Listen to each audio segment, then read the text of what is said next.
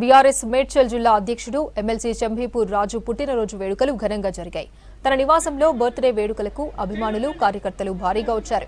Jagadgirigutta corporator Koluvula Jagan, Suraram corporator Satyanarayana, Nizampet deputy mayor Dhanraj Yadav, పలువురు BRS నేతలు, కార్యకర్తలు చంబీపూర్ రాజుకు శుభాకాంక్షలు తెలిపారు.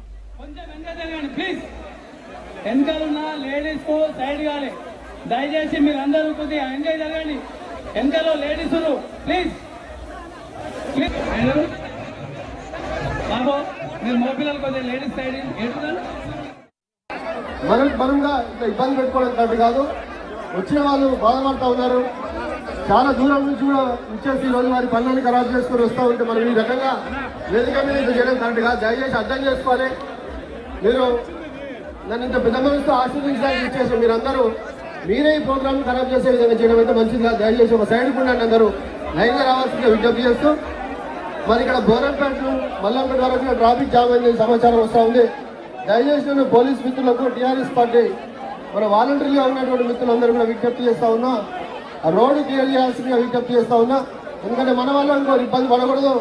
మనం సంతోషంగా ఉంటే వాళ్ళు బయట బాధపడతారు కరెక్ట్ కాదు.